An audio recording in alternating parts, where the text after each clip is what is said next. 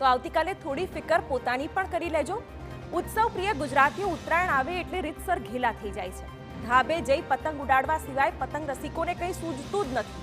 પણ તમે જાણો છો કે આ 2 દિવસમાં તમે તમારા સ્વાસ્થ્ય, તમારી ત્વચા અને તમારા શરીરનું ધ્યાન નહીં રાખો તો ઘણી શારીરિક સમસ્યાઓ પણ થઈ શકે છે। ત્યારે શું રાખશો ધ્યાન તેની પણ કરી લો થોડી ફિકર।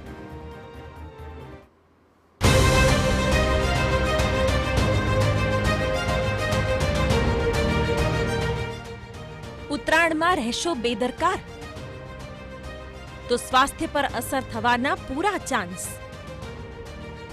તહેવારોમાં રહો સભાન। આપણો ભારત દેશ તહેવારોથી ભરેલો છે। આપણા દેશમાં અનેક તહેવારો ઉજવવામાં આવે છે। તેમાંથી જ એક છે ઉત્તરાયણ। અને આ તહેવાર દરમિયાન લોકો સ્વાસ્થ્ય પ્રત્યે સાવ બેદરકાર બની જાય છે, જેની ખરાબ અસર પછી ભોગવવી પડે છે।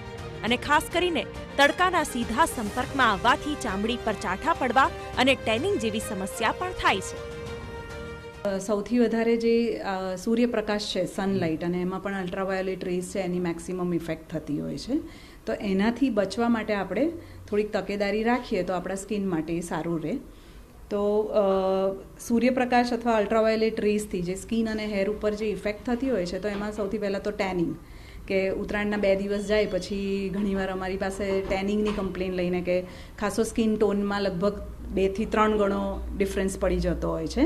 એટલે એક તો ટેનિંગ થઈ જતું હોય છે, ઘણીવાર સનબર્ન, ઘણાની સ્કિન બહુ જ સેન્સિટિવ હોય તો સનબર્ન પણ થઈ જતું હોય છે, કે કોન્સ્ટન્ટ તડકામાં રહેવાથી સ્કિન ઉપર લાલ થઈ જાય, ખંજવાળ આવે, આવું બધું પણ ઘણાને થતું હોય છે। તો સાથે જ કેવા કપડાં પહેરવા તેના પર પણ ડોક્ટર્સ જણાવે છે કે લોકોને એવું લાગે કે હું તડકામાં જઉં ત્યારે હું એકદમ લાઇટ કલર, વ્હાઇટ કલરના કપડાં પહેરું તો મને ગરમી ઓછી લાગે। પણ એમાં કેવું થતું હોય છે કે જે તડકાના પ્રકાશ પડે એ થ્રુ એન્ડ થ્રુ તમારી સ્કિનમાં જઈને, એટલે ડાયરેક્ટલી તમારી સ્કિનને થ્રુ ધ ક્લોથ્સ સ્કિનને અડકે છે અને ડેમેજ કરાવે છે। તમને ગરમી ઓછી લાગશે પણ ડેમેજ તમને વધારે થશે।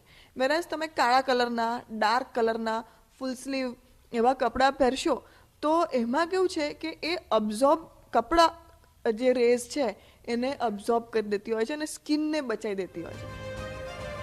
આમ હવે ઉત્તરાયણમાં સ્વાસ્થ્ય સારું રહે તે માટે કરવા પડતા બધા જ ઉપાયો કરો, જેથી તહેવારોની મજામાં પછીના દિવસે ક્યાંક દવાખાનાના ધક્કા ન થઈ જાય।